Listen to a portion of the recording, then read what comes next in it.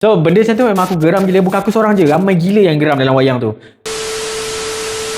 Okay, so today aku nak share satu filem aku nak review, which is filem yang aku dapat tengok itu pada 7 April lah itu dekat GSC IOI Damansara kan. Dan thank you juga pada recommend filem for the ticket untuk aku pergi ke wayang untuk tengok filem ni. So filem ni diarah oleh director yang sangat aku suka. Dia adalah yang direct filem Sijin, Kitab Sijin dan Iliyin, Pemandi Jenazah. These 3 filem ni memang best gila, tapi yang aku paling suka is Kitab Sijin dan Iliyin. Filem ni adalah filem Alas Roban. So filem ni aku dapat tengok hari tu lah pada 7 hari bulan. Filem ni didirect oleh Hanrah Daeng Ratu. So kalau korang pernah tengok 3 filem yang aku sebut ni, korang memang suka sebab Hanrah Daeng Ratu ni memang power in term of dia punya keseraman dalam filem tu memang sampai. Lagi-lagi dalam Kitab Sijin Iliyin, sumpah seram gila kan. Best ke tak cerita ni kan? Nanti aku akan share aku punya review. Aku akan share dulu about dia punya synopsis. Apa cerita pasal Alas Roban ni kan? Kalau dekat Malaysia, kita ada Highway Karak, betul tak? Yang memang banyak gila misteri-misteri, mitos-mitos yang orang bercakap. Indonesia pun ada satu highway ni yang dipanggil Alas Roban. Banyak benda yang misteri, yang mitos yang berada di sini. Tak boleh lalu jalan ni pada lepas maghrib, tak boleh lalu. So nanti adalah makhluk-makhluk yang ada untuk mengacau siapa yang lalu lepas maghrib tu kan. Alas Roban ni mengisahkan tentang si Sita ni, seorang ibu tunggal yang membawa anaknya Gendis untuk travel ke Semarang sebab si Sita ni dapat satu pekerjaan baru, so dia kena berpindah lah ke Semarang tu. Untuk pergi ke Semarang tu, dia perlu melalui highway Alas Roban ni.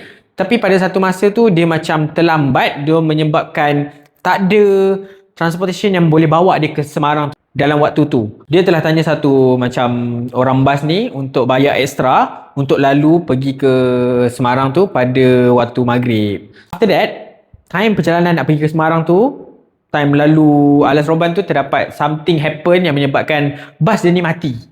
Mogok lah. Bila bas tu dah mogok, so semua orang diminta turun semua. Sita dan anak dia ni tiba-tiba cakap, ibu, dia nak buang air kecil kan. So diorang masuklah ke hutan untuk kencing. Terdapat satu benda yang merasuki Gendis ni, dan after that ada satu roh jahat yang telah merasuki Gendis ni, menyebabkan banyak benda yang pelik berlaku terhadap Gendis dan si Sita ni. Kalau kau nak tahu apa jadi dekat Gendis dan Sita, korang kena tengok filem ni dekat wayang yang terdekat dengan korang. Itu saja sinopsis untuk movie ni, dia mengisahkan tentang apa. So kalau kau nak tahu lebih lanjut, kena pergi tengok lah filem ni dekat wayang yang terdekat dengan korang. And then let's go, kita pergi terus pada dia punya review. Jom.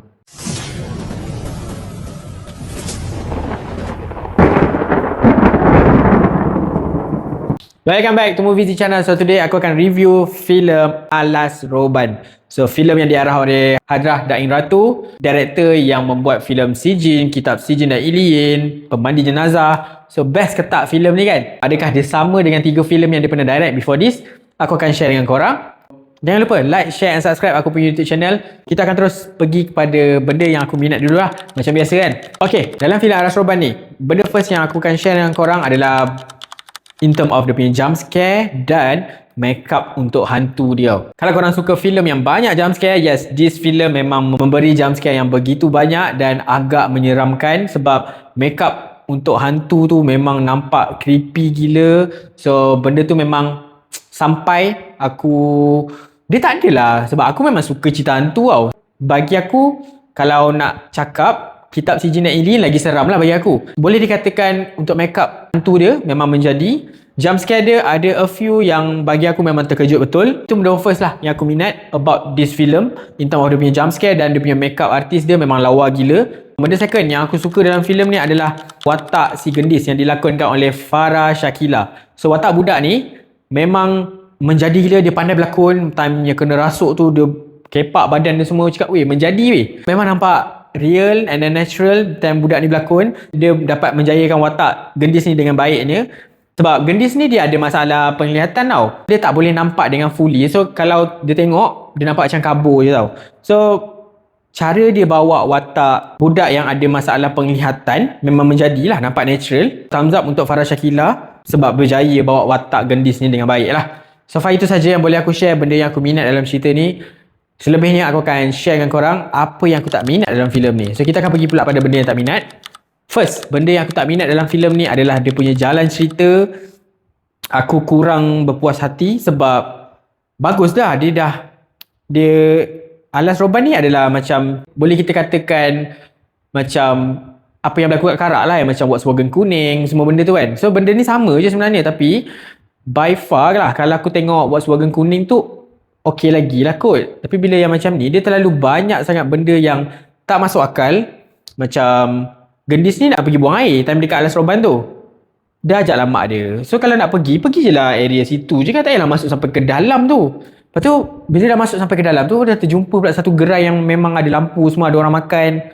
Weh, kalau kau as a mother, kau tak boleh ke macam fikir, mana common sense kau kan? Dalam hutan takkan ada gerai kan? Lepas tu dia pergi kencing, lepas tu something happen.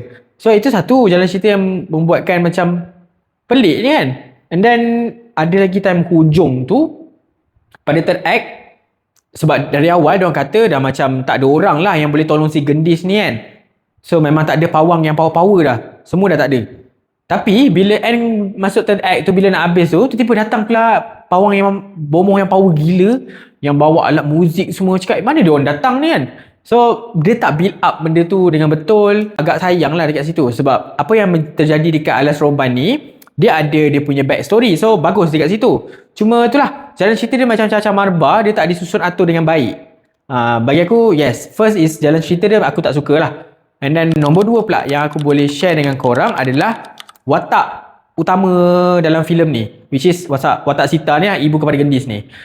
Bagi aku, boleh dikatakan satu hal memang geram gila dengan watak si ibu ni, sebab dia nampak macam terlalu loser. Kau ni, anak kau dah lah OKU, kenapa kau biar dia jalan seorang-seorang? Bila dekat bus stop tu kan, dah lah time bus stop tu ramai orang, kau biar anak kau jalan seorang. Anak kau tak nampak kot, mana common sense kau as a mother? Lepas tu mak dia ni nampak macam bodoh pun dia, sebab anak dia time tu tidur, lepas tu terjaga. So badan panas lah kan, badan panas, mak dia ni macam nak ambil kain lap dengan air lah untuk lap anak dia kan. So dia pergilah ambil, punyalah lama kat dapur tu sampai anak dia ni macam kena rasuk semua kan. Lepas tu datang macam menangis bagai semua kan. Aku macam aduhai, apa benda lah, sebab benda ni dah datang banyak kali, tapi mak dia ni macam husnuzon sangat kan, macam tak ada apa-apa yang berlaku kat anak dia. Kau boleh tengok kot, sebab anak dia ni dah lah tak boleh nampak, boleh melukis pula tiba-tiba. So benda tu weird kan. Tapi mak dia macam aduh, losernya mak macam ni kan. So benda macam tu memang aku geram gila. Bukan aku seorang je, ramai gila yang geram dalam wayang tu untuk watak mak dia ni. So itu nombor 2 yang aku tak suka. Nombor 3 pula yang aku tak suka dalam filem ni adalah dia punya CGI. CGI dia memang obvious gila. Aku tak tahulah kenapa dia menggunakan CGI bila dia duduk dalam bus tu travel kan. Kat luar tu semua green screen. Cakap why tak guna je footage yang betul kan? Kenapa nak kena guna CGI? Lepas tu banyak lah macam gerai tu hilang pun CGI, and then ada satu monyet ni pun CGI. CGI dia memang obviously memang nampak lah tu CGI. Dia tak nampak, bukan aku nak cakap tak boleh pakai CGI, tapi dia kena nampak lah benda tu realistik sikit kan. Tapi dia memang nampak kartun gila. Benda tu memang obvious dalam filem ni.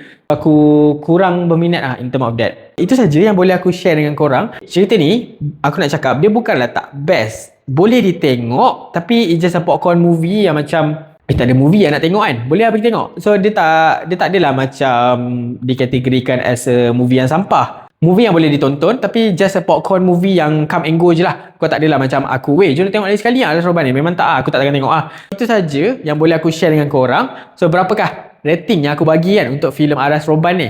So untuk filem Alas Roban ni, aku bagi sebanyak 5/10 untuk filem Alas Roban. Filem ni ada ditayang, so kalau korang memang minat karya Hadrah Daing Ratu ni, korang boleh try pergi tengok filem ni. Filem ni kalau korang pesu jump scare, make up hantu yang memang cantik gila, seram gila, this is the film yang korang kena tengok ah. Tolak ke tepi macam jalan cerita, CGI tu, kalau korang memang nak melompat-lompat dalam wayang terkejut, yes, this is the film.